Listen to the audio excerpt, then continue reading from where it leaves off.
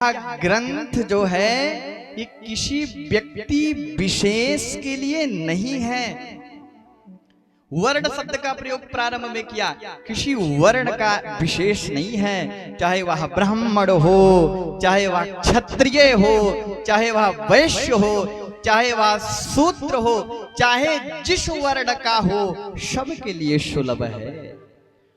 चाहे जो संप्रदाय हो, चाहे रामानुज संप्रदाय हो, चाहे रामानंदी संप्रदाय हो, चाहे शैव संप्रदाय हो, चाहे गृहस्थ आश्रम हो, चाहे वानप्रस्थ हो, चाहे ब्रह्मचर्य हो, सब के लिए ये है।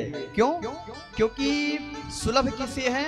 मानवा, मानो को। हम मानो तो ऐसे सब है, क्योंकि हम सभी मनु महाराज की ही संतानें हैं। स्वयं भू मनु अरुषत रूपा तिनते भई नर सृष्टि अनूपा। तो हम सभी मनु जी महाराज की संतानें हैं, इसलिए हम और आप मानव कहलाते हैं। और यही कहा भी गया मानवाह, ये कथा सभी मानव के लिए सुलभ है। और ये जो रामचरित्र मानस जी की चौपाइयां है ना, ये सामान्य चौपाई नहीं है भैया। ये साक्षात वेद की ऋचाएं हैं, साक्षात वेद भगवान का ही अवतार है।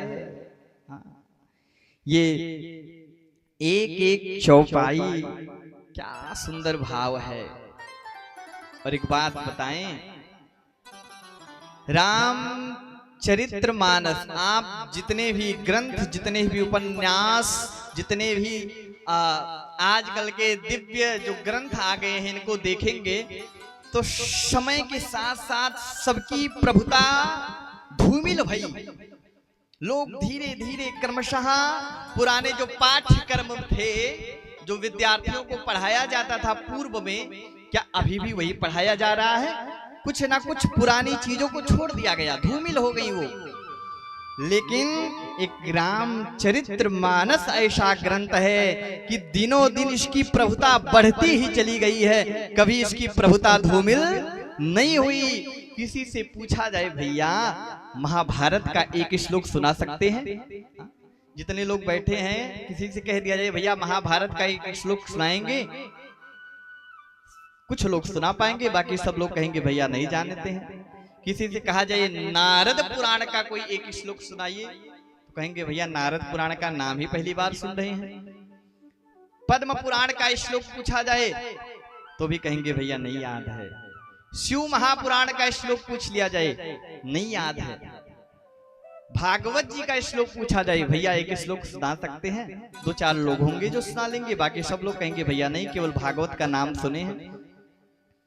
लेकिन इस व्यास पीठ से बैठ करके बड़े ही भाव पूर्वक और बड़े ही शांति पूर्वक यह मैं मान सकता हूं कि ऐसा कोई व्यक्ति नहीं होगा जिसे रामचरितमानस की कम से कम एक चौपाई न याद हो।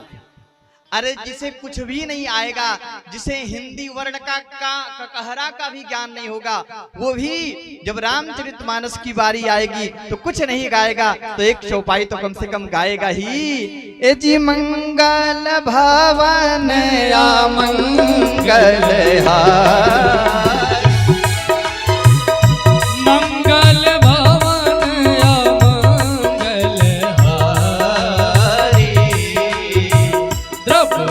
दशरथ अजीर बिहारी,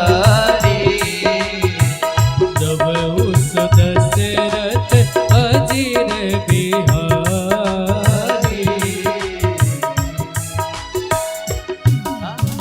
कम से कम एक चौपाई तो सुनाएगा ही सुनाएगा वह व्यक्ति। क्यों? क्योंकि यह रामचरितमानस जन जन में मन मन में बैठा हुआ है। ऐसा कोई घर आप नहीं पाएंगे जिस घर में कम से कम रामचरितमानस जी का पुस्तक न रखा हो। और ये इतना प्रसिद्ध क्यों हुआ, इतना विख्यात क्यों हुआ? क्योंकि गोस्वामी तुलसीदास जी ने इसे बड़े सरल भाषा में परोसा है। अरे लोग किसान हैं, किसान भी रामचरितमानस का पाठ करते हैं। लोग कहते हैं, आम जन की भाषा में दो किसान बात करेंगे तो वह भी आपस में कहेंगे, अरे भैया का वर्षा जब कृषि सुखाने। अब वर्षा से क्या फायदा जब हमारी कृषि भूमि सूख गई। तो मानस की चौपाइयां ये साक्षात वेद की ऋचाएं हैं। और पूज्यपाद गुरुदेव भगवान हमारे कहते हैं, यन्न मानसम तन्न मानसम। कहा जो हमारे मन में है वह मानस में है। हाँ, ये है कि जो मानस में है वह हमारे मन में नहीं हो सकता, लेकिन ऐसा कुछ ही नहीं है। यन्न मानसम तन्न मानसम, जो हमारे मन में हो वो मानस जी में ना हो। मानस जी में आप सब कुछ प्राप्त कर सकते हैं। आम जन की भाषा में देखा जाए, क्योंकि आज भूमिका है, कथा तो कल से प्रारंभ होगी शिव चरित्र से। आज भूमिका, और भूमिका में हम और आप ध्यान दें, मानस में ऐसा कुछ भी है, हमारे मन में जो है ऐसा कुछ नहीं है जो मानस जी में आपको ना मिल जाए। प्रायः लोग शनिवार अथवा मंगलवार को सुंदर कांड का पाठ करते हैं। सुंदर कांड का पाठ प्रायः सब लोग करते हैं, जो 60 दोहों में विस्तृत है। अच्छा, क्या सुंदर कांड का पाठ हमेशा किया जाए? कहा बहुत अच्छी बात है। हम और आप देखें कि आपको बुखार हो गया। अच्छा, बुखार भी कई प्रकार के होते हैं। बुखार कई प्रकार के होते हैं। अब हर एक बुखार में एक ही दवा तो काम नहीं कर सकती ना। हर एक बुखार की, हर एक मर्ज की अलग अलग दवाइयां हैं। अब आप मेडिकल स्टोर में जाएंगे तो वहां एक दवाई तो मिलेगी नहीं ना, वहां हर एक प्रकार की दवाइयां उपलब्ध हैं। तो ऐसे ही जो रामचरितमानस जी हैं, इनमें केवल सुंदर कांड नहीं है। हाँ, हमें आपको और जितने 6 कांड हैं उनकी भी महिमा को जानना होगा। क्रमशः रामचरितमानस जी में कितने कांड हैं? 7 कांड। क्रमशः 7 कांडों का पहले हम लोग नाम जाने। प्रारंभ में बालकांड, दूसरा कांड क्या है? अयोध्या कांड। तीसरे कांड का क्या नाम है? अच्छा, तीसरे में लोगों को संशय हो जाता है, किष्किंधा बताएं कि अरण्य बताएं। तो तीसरे कांड का नाम है अरण्य कांड, चौथा कांड किष्किंधा, और अब 5वें कांड का नाम है सुंदर कांड, छठे कांड का नाम है लंका, और 7वां कांड है उत्तर कांड। भाव क्या था हमारा कि मान लीजिए आपके यहां विवाह का आयोजन है। आपने विवाह का आयोजन अपने घर में किया और आपको मन में विचार आया कि कहीं हमारी बिटिया के विवाह में कोई अड़चन ना आ जाए, कोई बाधा ना आ जाए, तो आपको तब क्या पाठ करना है?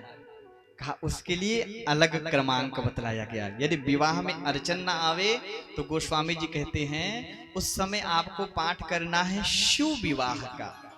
फलश्रुति क्या है? यह उमा शंभु विवाह जे नर कहहीं जिगावहीं, कल्याण काज विवाह सर्वदा सुख पावई। यह उमा शंभु विवाह जे नर कहहीं गावहीं, उसके घर में होगा क्या? कल्याण काज विवाह सर्वदा सुख पावही। उसके यहाँ विवाह में हमेशा कल्याण ही होगा, सुख संपन्न वह विवाह हो जाएगा।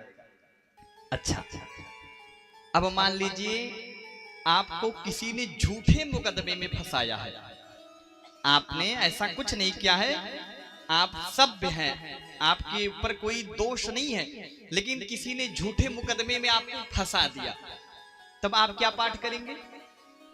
कहा उस समय आपको लंका कांड का पाठ करना है। इससे होगा क्या? तो लंका कांड की फलश्रुति समर विजय रघुबीर के चरित जे सुनहि सुजान विजय विवेक विभूति नित तिनहि देहि भगवान। झूठे मुकदमे से मुक्ति पाना है तो लंका कांड का पाठ करिए। समर विजय रघुवीर के तिनहि देहि भगवान। उसकी निश्चित विजय हो जाएगी जो झूठे मुकदमे में फंसा है यदि लंका कांड का पाठ करता है।